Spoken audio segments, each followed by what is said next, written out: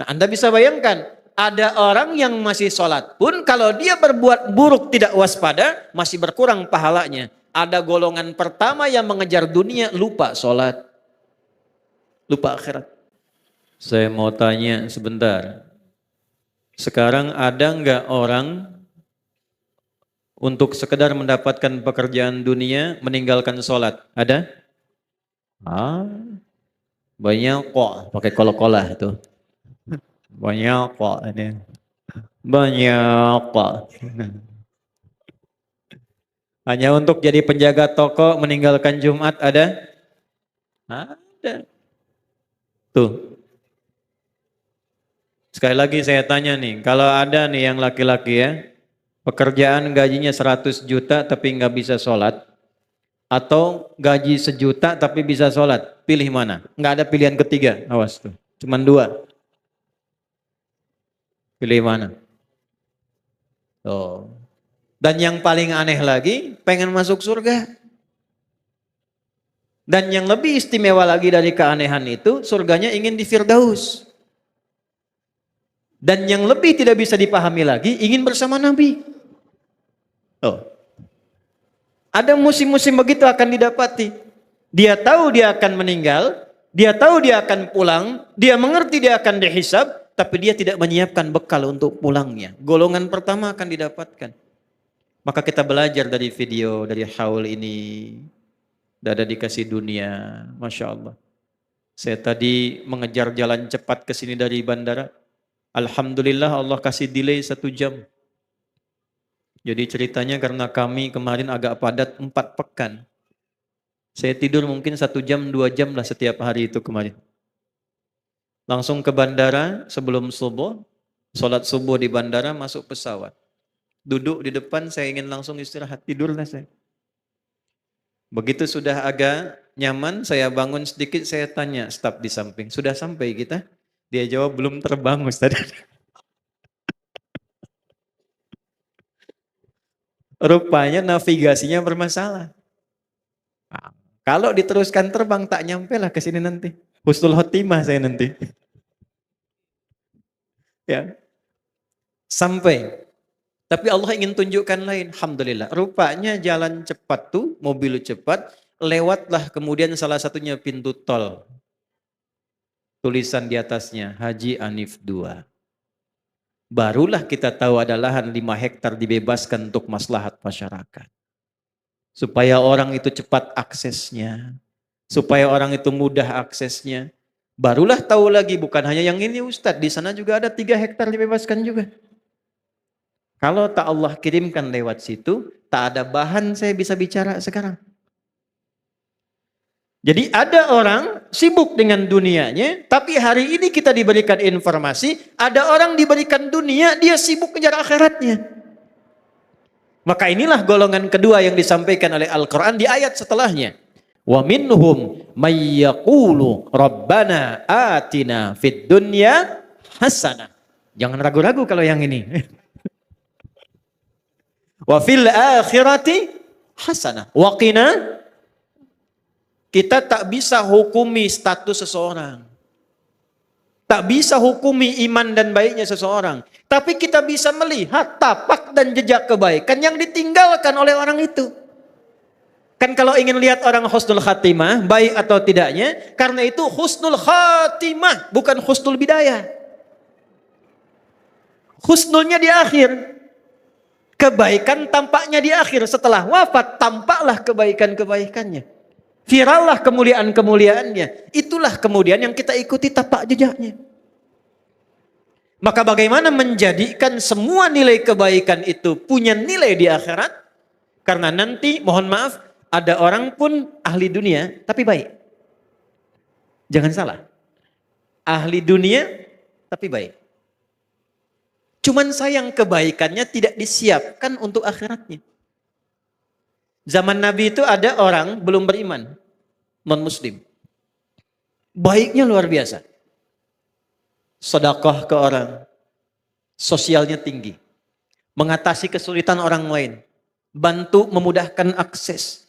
Maka Sayyidah Aisyah radhiyallahu taala anha bertanya pada Rasulullah, Ya Rasulullah, wahai Rasulullah, bagaimana status orang ini di akhirat? Sementara dia ini baik sekali tapi imannya belum ada. Maka turunlah Quran surah ke-25 ayat ke-23. Wa qadimna ila ma 'amilu min 'amalin faj'alnahu haba'an manthura. Wa qadimna, naknya li ta'zimin nafsi fi ta'zimin sya'ni. Menunjukkan keagungan Allah pada sesuatu yang sangat penting. Jadi kalau kita terjemahkan dengan tafsir, demi keagunganku dan keadilanku, aku berikan balasan untuk dunianya. Tapi di akhirat dia tidak bernilai.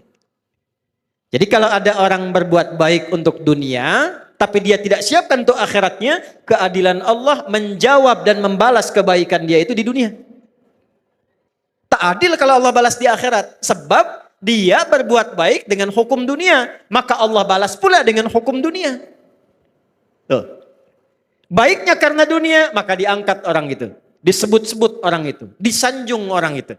Ada pula yang mendoakan. Tapi kalau tidak ada kunci akhiratnya, di akhirat kebaikan itu hanya akan jadi debu yang berterbangan. Detil Al-Quran. Debunya terbang. Kalau terbang kan tak bisa ditimbang. Kalau debunya hinggap, masih ada berat. Tapi kalau debunya terbang, bagaimana menimbangnya? Maka kunci pertama, bagaimana kita menyiapkan bekal ke akhirat tanpa meninggalkan dunia. Yang pertama, rubahlah rutinitas dunia kita menjadi ibadah. Satu. Maka berubahlah perbuatan kita dari sekedar rutinitas amal, punya sifat ibadah namanya soleh. Maka amalnya berubah menjadi amal soleh. Setiap amal yang menjadi soleh, maka dia punya sifat baru namanya hasanah. Ketika amal menjadi hasanah, maka dia punya poin. Poin inilah yang disebut bekal akhirat, namanya ajrun. Yang kita sebut pahala. Pekerjaannya tetap dunia.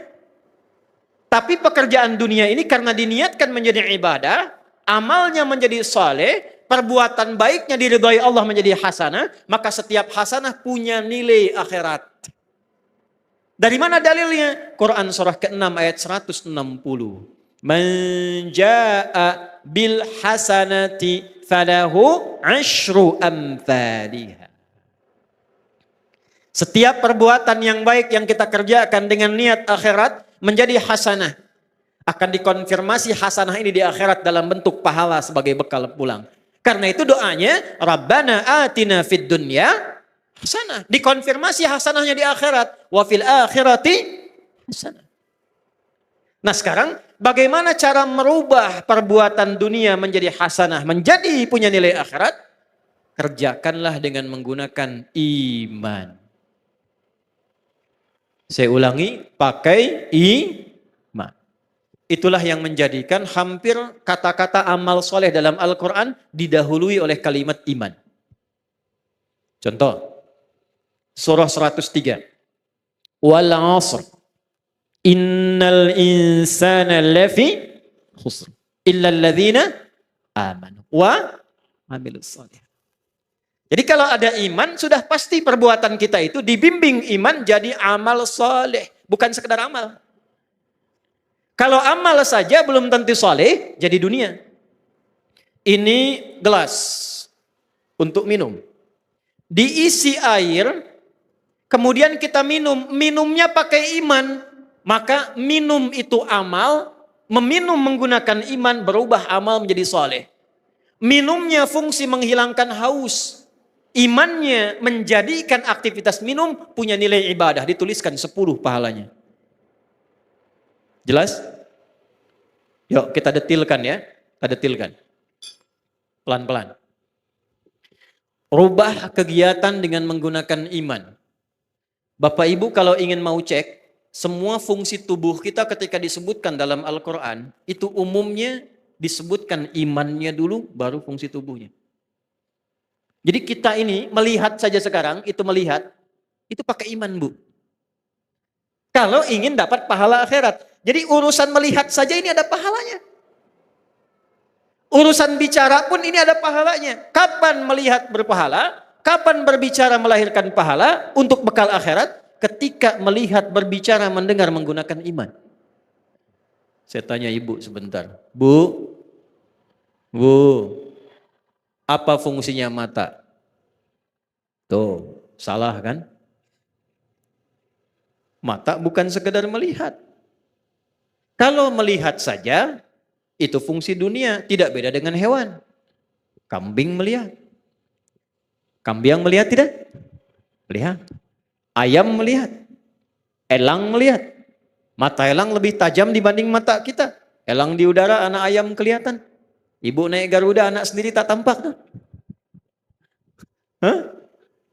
Tapi mata kita dihisab, mata elang tidak. Karena itu, karena hisab adanya di akhirat, maka hukum akhirat kita pakai, melihatlah pakai iman. Dari mana rumus melihat pakai iman? Laki-laki Quran surah ke-24 ayat 30, perempuan ayat 31-nya. Imannya disebutkan, baru fungsi matanya. Qul lil mu'minina yaghuddu min absarihim. Qul, katakan Muhammad, viralkan. Bahasa sekarang viralkan tuh, viralkan. Ya, karena orang sekarang senang yang viral. Ya. Kalau Nabi sudah sampaikan, sudah kita like and subscribe saja. Tidak usah banyak komen, tinggal viralkan. Qul lil mu'minina, Muhammad katakan, viralkan pada pria-pria yang masih merasa punya iman. Awas loh. Bentuknya, awas hati-hati. Isim fa'il dalam bentuk maf'ul, kata benda, bukan kata kerja. Allah tidak mengatakan qul lil ladzina amanu. Allah tegaskan qul lil mu'minin. Ketika ada objek, ya, kita yang diminta ini, objek itu kita, ya, yang diminta oleh Allah, menggunakan kata benda, isim, itu hukumnya lebih kuat dibandingkan kata kerja. Karena benda tidak berubah, pekerjaan masih bisa berubah. Ya, contoh, ini gelas sampai kiamat kurang 2 hari tetap akan jadi gelas, tidak akan pernah jadi ayam, karena benda. Tapi semua terkait pekerjaan, ya, maaf, termasuk masuk kepada sifat, karena dia unsur pekerjaan pasti berubah. Sayang, itu sifat yang masuk pada kata kerja. Orang tua sayang pada anak, diberikanlah pelukan, diberikanlah senyuman, pekerjaannya itu. Ya, tapi sayang itu tidak selamanya akan sama. Coba ibu saya tanya, suami ibu dari awal nikah sampai sekarang sayangnya sama enggak? Ah, kencang tuh, tidak. Ke masjid itu berangkat, pekerjaan. Bisa ada orang semangat, bisa ada orang lambat, tergantung motivasi. Tapi kalau benda tidak berubah. Maksudnya apa? Ini sepanjang mata masih tetap jadi mata, bagi orang beriman fungsinya tidak akan berubah. Apa fungsinya? Yaghuddu min absarihim. Imannya akan membimbing matanya hanya untuk melihat apa yang dibenarkan oleh imannya. Bila kata imannya ini tak baik, maka ghaddul basar, kata imannya palingkan. Karena itu standar pria yang punya iman, imannya akan menuntun matanya dan membuat batasan. Ini yang boleh dilihat, ini yang tak boleh dilihat. Beda dengan yang belum punya iman, semua bisa dilihat. Lisan, dari mata turun ke, oh jangan langsung ke hati aja mbak. Dari mata turun ke lisan, ke mulut nih. Apa fungsi mulut? Mulut ketika disebutkan di Quran, imannya dulu disebut, baru lisannya. Ya ayyuhalladzina amanu, imannya dulu. La yashar qaumin qaum, la yaghtab ba'dukum ba'da. Nabi kuatkan, man kana yu'minu billahi wal yaumil akhir, imannya dulu. Falyakul khairan aw liyas. Ternyata mulut fungsinya untuk berkata yang baik-baik. Kalau punya iman. Jadi kalau kita bicaranya dituntun oleh iman, setiap bicara kita dituliskan pahala itu untuk bekal pulang. Jadi pahala itu bukan hanya dalam sholat, pahala bukan hanya dalam zikir. Setiap kata-kata kita zikir, setiap langkah kita itu zikir. Kalau diniatkan lillah untuk ibadah, itu ada pahalanya. Ya, coba nih, izin ya, Pak Wabub nih, wakil bupati lagi lihat YouTube. Ingin nonton kajian misalnya, tiba-tiba ada iklan, kan? Iklannya tak pantas untuk dilihat. Wah, karena matanya sudah pakai iman maka dipalingkan mata. Lisannya bisa langsung istighfar, astagfirullah. Itu langsung dituliskan pahala. Tapi tak boleh ada yang tertinggal. Matanya tak berpaling, lisannya istighfar. Astagfirullah. Tak bagus ini. Nah, ini pahala satu, dosa satu hilang lah. Ya. Nah, Pak Ijek nanti ya, jabatan tuh. Kalau semua pakai iman, nanti terlatih. Salat itu disebut iman dalam Al-Quran. Al-Baqarah ayat 143. Wa ma kana Allahu liyudhi'a imanakum. Karena salat itu satu-satunya amal yang bisa melatih menguatkan iman. Jadi sudah pasti itu, kalau orang tak pernah salat, itu dekat dengan maksiat itu. Mudah terkena maksiat. Ya. Ada orang liberal datang pada saya, Ustadz, fungsi salat itu kan mencegah perbuatan keji dan mungkar. Berarti kalau saya sudah bisa mencegah perbuatan keji dan mungkar, saya tak perlu sholat lagi. Betul tidak? Tidak. Saya bilang, Mas, meninggalkan sholat itu termasuk perbuatan mungkar. Setelah itu saya tinggalkan. Jadi kalau Anda masih tidak sholat, berarti Anda masih mengerjakan perbuatan mungkar. Semua tubuh kita dilatih. Oleh karena itu, kenapa sholat datang perintahnya dari sejak dini. Usia 7 tahun ajari sholat. 10 tahun berikan pendidikan membuat dia mengerti. Kenapa? Merubah diri kita menjadi lebih baik. Quran surah 29 ayat 45. Innas salata tanha 'anil fahsya'i wal. Salat disebut iman. Jadi kalau orang dengan beriman saja jadi orang baik, apalagi dia salat, pasti baik kuadrat itu. Tangannya kan tangan tahiyat. Masa mau dipakai maksiat? Tiap hari mengangkat begini dengan syahadat asyhadu an la ilaha illallah wa asyhadu anna muhammadar rasulullah. Lalu tangan yang baik ini yang dipakai tahiyat mau dipakai korupsi. Di mana rasa malu itu di hadapan Allah? Karena itu para pejabat nih kalau masih sholat ini insya Allah terjaga. Datang orang pengusaha tawarkan, Pak Ijek nih ada proyek besar. Fee-nya 100 miliar Pak. Tapi menyimpang. Lalu Pak Ijek jawab, maaf ya, jari saya jari tahiyat, tak akan pernah dipakai maksiat. Sebentar jangan tepuk tangan dulu, belum selesai ceritanya. Nah, setan itu kan tak pernah putus asa. Naik pangkat dia. Nanti lain waktu kalau saya ke Medan, kita belajar fikih setan tuh. Belum pernah belajar kan? Ya, malaikat belajar, setan tidak belajar. Kalau kita tahu semua jalan mulus, tak pernah tahu di mana lubangnya, besar kemungkinan terjerumus. Ada 9 jenis setan yang berbahaya nanti. Ya, setannya balik lagi. Naik pangkat lah, tawarkan. Pak Ijek naik ini jadi 1 triliun katanya. Kira-kira gimana tuh? Kan sudah saya bilang dari tadi, tunggu ya, saya istikharah dulu. Tak ada istikharah dalam maksiat itu. Nah itulah kalau kita sudah ada iman, semua terjaga.